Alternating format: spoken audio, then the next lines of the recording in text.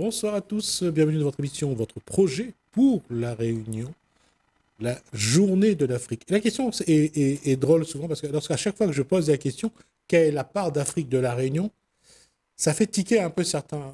On est fiers d'être autre chose, mais quand on parle d'Afrique, on est un peu réticent à se dire on est africain. Bonsoir Guy Roger. Bonsoir Guy Roger. Bonsoir Roger. Voilà, Roger Ramchetti. Bonsoir Roger Ramchetti. Non, je cherchais la définition de CCEE. Le Conseil de la culture, l'éducation et l'environnement. Vous êtes donc président de CCEE. La question, Roger Ramchetti, c'est pourquoi le Réunionnais a du mal à accepter qu'il est aussi africain? En fait, il dépend. Aujourd'hui, la fin change un peu. On a un peu une frange de la population, au contraire, il veut montrer qu'ils sont africains. Il est fier même. Hein. Ouais.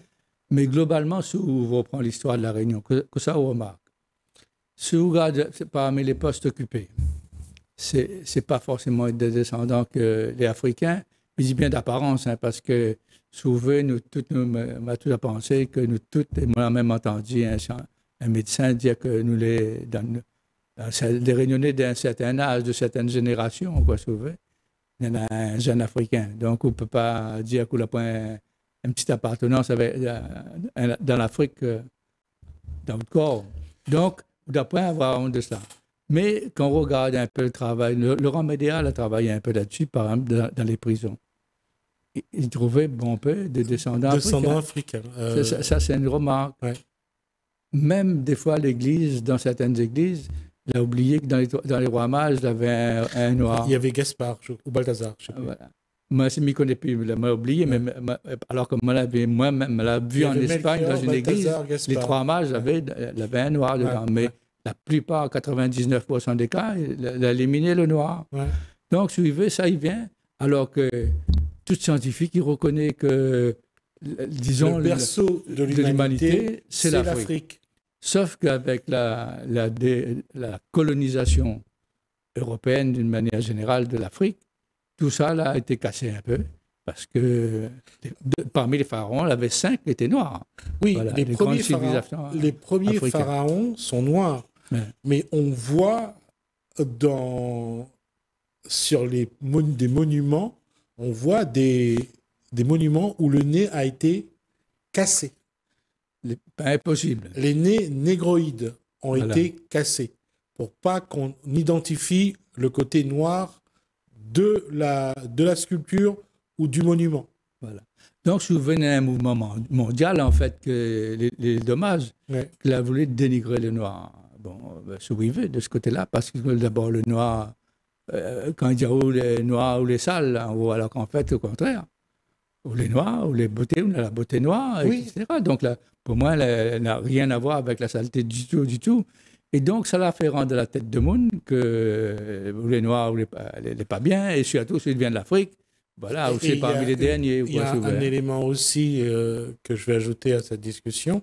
Les premières pyramides ne viennent pas d'Égypte, mais du Soudan. C'est-à-dire que on appelle ça la Nubie à l'époque, et c'était là que les premiers pharaons noirs étaient installés, effectivement. C'est des Ramsès, entre autres. Ouais. C'est la dynastie des Ramsès. Et c'est ça qui est paradoxal. Comment on a pu truquer l'histoire? On a pu faire croire que les pharaons étaient blancs, que les premiers hommes étaient blancs, alors que quand on regarde l'histoire du monde, ben, les premiers hommes sont noirs.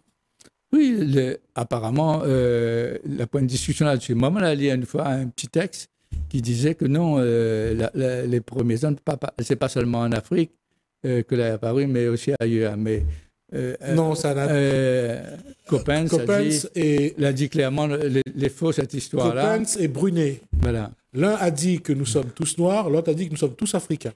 Voilà. Ouais. Et là, l'éclair, là, donc, lui fait confiance à Yves Coppens quand même, que c'est quand même un beau reconnu sur le plan international. Il a bien dit qu'il sort bien de l'Afrique. Un paléontologue du Collège de France. Voilà. Ouais. Et donc, si tu veux, ramène ça à la Réunion. Ben, qu'on veut ou veut pas, même si parmi les premiers esclaves, il y avait des gens qui sortent ailleurs, ils ne sortent pas que de l'Afrique, parmi les premiers. Mais la plus grande partie de la population l'est quand même africaine. Et ils mettent aussi là-dedans les Malgaches, parce que associés, tout simplement. Pourquoi? Parce que beaucoup de bateaux passent par Madagascar déjà. Et de fait, si vous voulez, ni associe globalement Madagascar à l'Afrique, elle est normale. C'est un morceau du continent africain, Tout à fait. Madagascar, de ce côté-là. Et nous-mêmes, que nous ne pas, en termes de bloc géologique, le territoire global, la géographie, donc nous l'est bien de l'Afrique, nous, de ce côté-là. Et en réalité, tout ça, Banal est arrivé là, Banal a vécu dans des conditions difficiles, ça. Banal a été dans un grand sommet malisé, tu vois. Et cela gagne rarement, lève la tête, arrive à des postes de responsabilité. Aujourd'hui, il y en a un peu quand même. Mais tout ce qui fait que, pour moi, ça c'est une composante de notre société qui n'a pas été du tout aidée par l'histoire. Il n'a pas encore trouvé une bonne place pour ça. Et à partir de là, effectivement, on a bon pays, il ne veut pas reconnaître que vous êtes les Noirs, que vous êtes les Africains, etc. aussi. Mais bon, chacun y prend un lit comme il veut. Voilà. Ou ça n'a pas dit un mot, non, ou les Noirs ou les Africains, non. Ben, ils ne sont pas dit comme ça. Mais moi, que les Noirs, les Africains, il est pareil. L'anecdote que je peux raconter à vous, un jour, nous étions en fin de formation, nous étions à l'école normale pour être instituteur. Il fait un voyage de fin d'année, il appelle ça. Et il s'en va donc en Europe. Et il arrive là-bas à Paris, après il nous prend un bus pour un peu les bons pays nordiques. Il y en a, dans le bus là, il arrête un jour pour visiter une affaire, et il y en a un bus aussi, et là-dedans c'était des Noirs africains qui étaient baladés aussi dans le monde, c'était en Allemagne. Ben, il approche de nous un peu, nous gagnons cause deux, trois mots d'anglais, nous cause un peu. Ils demandent à nous comment nous l'a fait pour mettre dans le bus des jeunes de différents pays pour venir faire notre balade. Ils nous disent non, nous toutes là, tout ça, c'est bande de monde de la Réunion. Okay. Nous, les pas pareils, un peu de faciès, de ceci, ce qu'on veut, mais nous toutes, nous sortent la Réunion. Voilà. Les autres regardent à nous un coup, disent bon, ben c'est le même pays, ça. Mais nous disent oui, c'est un petit pays. Enfin, nous l'a dit, c'est pas seulement moi, l'a dit. Oui, c'est nous un petit pays, nous à la Réunion là-bas. Et là, dans la suite de l'histoire, le hasard, il fait que moi, nous, deux camarades, nous t'entendons bien, de la même classe. Il y avait un d'origine chinoise, Jean-Pierre Foxion, et Zétor Grégoire, de type africain. Et puis moi, de type un peu malbar, si tu veux. Et donc, il arrive à Tour Eiffel, et le bouc cause avec nous en anglais, il demande si nous sortons un Africain, l'autre Chinese, etc. Ben, nous disons non, nous les Français, nous sortons la Réunion. Mais tu vois, c'est ça que nous a une richesse que l'extraordinaire, que le monde n'y comprend pas ailleurs. Et que nous l'avons à rejeter, les en nous. Ça. Et justement, là, à ce niveau-là, aujourd'hui, cette identité réunionnaise, il faut la défendre plus, parce qu'elle est de plus en plus attaquée, elle est de plus en plus mise à mal, et ça gêne certaines personnes qu'il y a un vivre ensemble sur la Réunion. À moi, de ma façon de faire, hein, mais ça n'a pas bataillé avec Ben de Moun, il ne reconnaît pas. Hein. De Moun va dire que ça n'a rien à voir avec l'Afrique. Il est vrai, Ben de Moun est arrivé récemment à La Réunion, il habite ici. Il va dire que ça n'a rien à voir avec l'Afrique, il est vrai. Hein. Que tu viens de l'Inde, bien que tu viens de l'Europe, de la France aussi. Hein. Il est possible, hein, il est vrai. Génétiquement, il est vrai, mais ça n'a pas contesté ça, moi. Mais moi, il replace à moi à l'échelle de l'histoire, et l'histoire qui fait que c'est que nous les créoles, c'est que nous la mettons en commun. Parce que le mot créole, pour nous, a une valeur que n'est pas pareil, il n'est pas décrit pareil ailleurs. C'est tout ce que nous avons fait de bien ensemble. Nous apprenons tout ce qui est bon, nous la créoliser, nous la mettre, on appelle ça un peu notre langue commun en termes scientifiques. Mais en fait, il pourrait employer un mot aussi, peut-être, c'est l'encréolisation des peuples réunionnais, en quelque sorte. Ouais. Et on arrive à cette situation-là qui fait qu'aujourd'hui, dans les familles, l'entreprise l'a créé un tampon là-bas, un malbar l'a marié avec une fillable. Ils ont créé les autres entreprises, ils appellent Yabba. Il est formidable. C'est joli. C'est très joli, un joli mot, ouais. Yabba. Ouais. Yabba. Ouais. Ils ont parti au salon de l'agriculture dernièrement, là. Hein. Ils ont fait, ils m'ont bien content pour ça. Mais il veut dire que nous finissons mélanger. Oui. Il faut arrêter avec cette idée-là que la pure race, ceci, ça. Daniel Waro, dans le Batacité, il explique ça bien. Arrête un coup avec ça. De toute façon, la réponse scientifique concernant les races pures, malheureusement, la réponse a été négative. Et ils ont dit que les seuls qui peuvent prétendre être vraiment purs, entre guillemets, c'est les aborigènes d'Australie. Peut-être. Cette information-là, mais... Non, ils ont dit peut-être. Ils ne sont pas sûrs. C'est les seuls qui pourraient être, ne pas avoir été métissés avec qui que ce soit. Voilà. Donc, celui qui veut prétendre qu'il est d'une souche pure, ça n'existe pas. C'est les aborigènes d'Australie. Ouais. Mais vous connaissez qu'à la pointe sud de l'Inde, en dessous même du Tamil Nadu. Où on en a des Indiens que les typés tout noirs. Exactement comme les aborigènes. Les aborigènes, donc typés africains aussi. J'ai oublié le nom de cette petite île où on les a mis autour des palissades et que les bus tournent autour pour pouvoir les regarder. Voilà. Je n'ai pas eu l'occasion d'aller là-bas. Hein. Si. Mais je ne connais pas l'histoire. J'ai oublié le nom. Voilà. Donc, de ce côté-là, il veut dire que un politicien l'a dit, le monde est en train de créoliser. Il fait un peu la politique, il est venu à la Réunion dernièrement. Donc, mais il pense que le mot créole, on peut appliquer aujourd'hui pour d'autres, mais il pense qu'au Brésil, il y a aussi une forme de créolisation. Oui, au Brésil, il y a un mélange comme à La Réunion, mais sur une surface beaucoup plus importante. Mais il y a également les communautés. Ça, c'est comme partout ailleurs. Mais la question sur ce métissage, cette créolisation, il y a quand même dans des pays comme c'est le cas on le voit en Allemagne actuellement, on le voit aussi dans certains pays de l'Europe de l'Est, on le voit aux États-Unis, il y a une partie blanche de la population qui essaye vraiment de se protéger. En Afrique du Sud, il y a une ville qui est créée que pour les Blancs, et cette ville est entourée d'un mur assez haut, et ils sont entre eux. Hein. Voilà. Alors, c'est pour ça que si y revient, moi, je suis d'accord qu'il existe partout. Ils ont un ghetto les créé. Pour moi, c'est un ghetto, même si c'est un bas de mon riche. Hein. Mais ça a fait ce ghetto de cette manière. Hein. Donc, si vous voulez, à La Réunion, je venais de l'Afrique, que ça, il peut faire. Bon, d'abord, on a des associations pour des descendants d'Africains qui ont été créées. Et pourquoi on a choisi le 25 mai aussi? C'est parce que, en fait, c'est l'anniversaire de la création de l'OUA, qui est devenu UA aujourd'hui, hein, l'Organisation de l'Unité africaine. L'OUA, c'était l'Organisation de l'Unité africaine. De l'Unité à l'époque, l'OUA. Et là, aujourd'hui, c'est l'Union africaine. L'Union africaine. Voilà, donc aujourd'hui, en 1963, elle avait créé ça en Éthiopie, à Addis Abeba. Et donc, en fait, tout ça, pourquoi? Parce que tous les pays, les 55 États là-dedans, là. Moi, j'en suis resté à 54. Hein. À 54? Oui, moi, les informations moyennes disent 55. Peut-être il y en a un autre, peut séparer. Non, c'est vrai. Ma revenue un petit peu l'histoire, comme on l'a vu au Mozambique. Hein, à propos du nom, le pays Mozambique, que ça a été le Mozambique avant. Et en fait, si tu veux, Bana, il veut dire que l'Afrique n'a jamais été un continent pauvre, contrairement à ce qu'il peut dire. Non, effectivement, si on prend l'histoire de l'Afrique jusqu'au Moyen-Âge, avant qu'il y ait eu le début de la colonisation, ce continent était un continent vraiment développé. Bien sûr, riche, développé, avec de grandes civilisations. Tout à fait. C'est ça le vrai problème. Et que ça la rend l'Afrique pauvre. C'est l'Europe. Oui, c'est l'expansion de l'Europe. Ils ont la technicité, et ils ont la participé à tous, ils ont développé cette affaire, ils ont profité de la production de richesses. Et aujourd'hui, l'Afrique est pauvre. Oui, tout à fait. Voilà.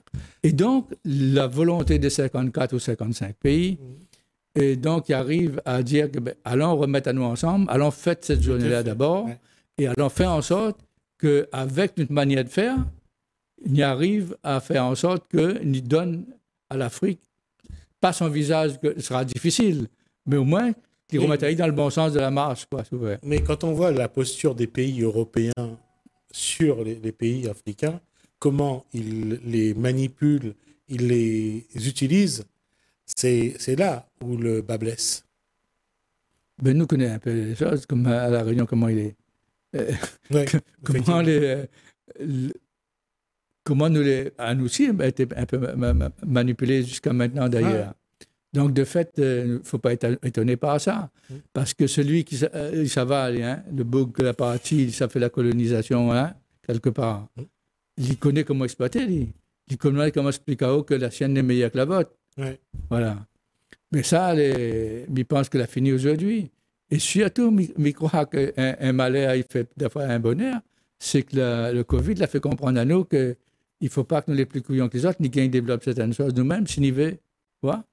Et ça, de fait-là, il faut qu'on y arrive nous-mêmes à changer dans nos têtes un peu les choses. C'est pas du jour au lendemain, va changer ça. Hein? Va prendre des années, des dizaines d'années même pour faire. Mais il faut n'y arrêter de dire qu'il faut n'y copier exactement ce qu'il fait en Europe. Voilà. Changer de mentalité, c'est quelque chose qui est complexe.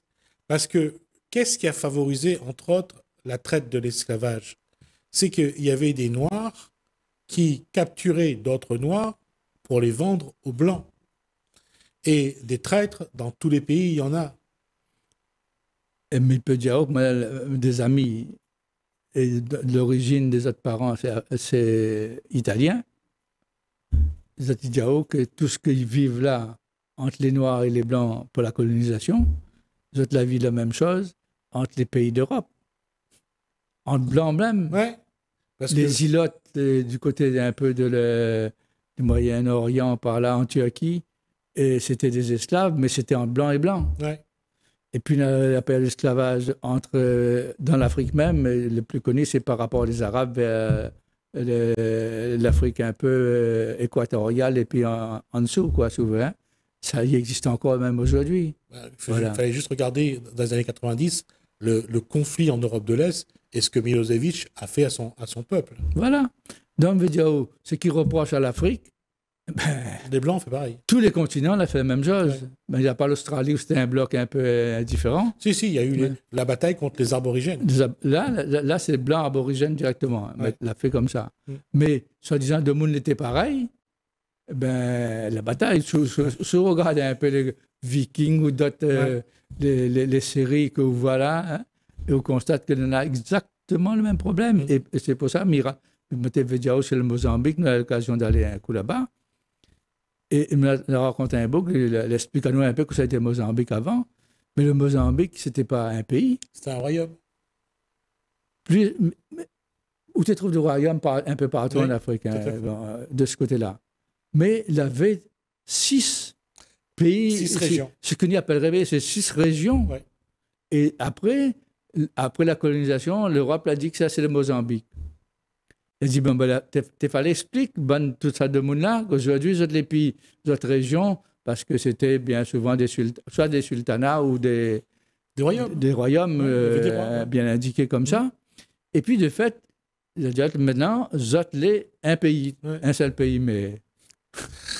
Et à partir de là, toute l'Afrique de l'Est. Bon peu de temps l'a passé avant que Bonaï dise que j'étais mozambicain. Toute l'Afrique de l'Ouest, la Mauritanie, le Sénégal, avant, c'était justement des ethnies. Voilà. C'était pas un peuple, c'était pas un pays, c'était des ethnies. Après, quand on a découpé, il y avait un peu chez les Sénégalais, un peu chez les Mauritaniens. On a mélangé un peu les groupes, quoi. Voilà, c'est ça. Mais ça, c'est l'Europe, la façon de découper, il te découpe par rapport au fleuve ou un truc comme ça. C'est les habitudes en France. Souvent, c'est une rivière ou un fleuve qui sépare. À La Réunion aussi. C'est pareil. On utilise la même chose, on utilise le même principe. Ouais. Alors que la séparation fait à l'époque à l'Afrique ou ailleurs, par exemple, on passe en Guyane, par exemple, le fleuve, il réunit les peuples de chaque côté. Ouais. C'est pas une frontière. Non. Voilà. Alors que nous, on a fait de la Guyane, on prend 2 fleuves, de la Guyane est entre les 2 fleuves. Alors que par exemple, ça va du côté de Saint-Laurent du Maroni, le fleuve Maroni, il sépare des tribus de monde de la même famille, de chaque côté du fleuve. Ils sont plus au Brésil que... Voilà, que Suriname. Ouais. C'est Suriname de l'autre côté. Et en fait, les Français qui habitent là, en France, d'un côté du fleuve, du côté de Saint-Laurent, il besoin de dire que de toute façon, notre famille sort là-bas, quand il vient là, ça n'a pas des noms de notre famille, ça. Ouais, tout à fait. Ouais. Ça a des relations avec là, il vient, tu connais, ça, tu reconnais que vous êtes de la même tribu, vous êtes là. Et le fleuve n'a jamais séparé ça. Ouais. Mais c'est les autres, c'est avec leurs règles administratives, institutionnelles, qui font ces séparations-là. Voilà. Et alors, bon, moi, si moi tu veux dire un petit mot pour revenir sur la Réunion, si vous voulez quand même, c'est que peut-être que NI doit faire un effort parce que comme c'est une composante, n'a pas été du tout aidée par l'histoire, ni au niveau de l'éducation, ni au niveau d'autre chose. Cette composante africaine que nous en avons ici, là, mais il est difficile à dire la composante seulement. Parce que, comme je dis, nous avons toujours un jeune Africain en nous. Donc, nous devons être concernés par d'abord la journée de l'Afrique. Et puis, nous n'avons pas fait une affaire nouvelle. Il y a des associations qui travaillent déjà là-dedans, qui font un travail. Donc, peut-être pas encore bien remarquable, il est nécessaire qu'ils donnent un autre coup de main pour que la journée du 25 mai, nous participions un peu plus. C'est ça qui est important. Dans ce cas, ce que me propose Roger Ramchetti, c'est que la semaine prochaine, on va voir si on peut recevoir une association qui parle d'Afrique. Qui parle d'Afrique. Et nous va trouver aussi, nous va de notre côté. Voilà. Il faut que nous mettions l'Afrique. Jusqu'au 25, on va mettre en avant des associations qui a ce lien avec l'Afrique, qui crée ce lien entre la Réunion et l'Afrique. Voilà. D'accord ? C'est important. Très important pour moi, pour l'avenir de la Réunion même. 25 mai, journée d'Afrique. Voilà. Et c'est l'anniversaire de la création, en fait, de l'UA de l'époque, est devenu l'UA maintenant. D'accord. En tout cas, Roger Ramchetti, c'est toujours un plaisir d'écouter vraiment développer cette posture. Et sur l'Afrique, on aura l'occasion d'y revenir d'ici le 25. On va voir qui on aura sur le plateau avec Roger Ramchetti pour continuer à parler de l'Afrique, parce que Roger Ramchetti parle de l'Afrique vraiment avec cœur, comme si lui-même était un Africain. Merci Roger Ramchetti. Moi, du sang africain, certainement, de mon corps. Ça, je n'en doute pas. Merci Roger Ramchetti. Merci à vous de nous avoir suivis. Merci Alain, merci François. Je vous dis à bientôt.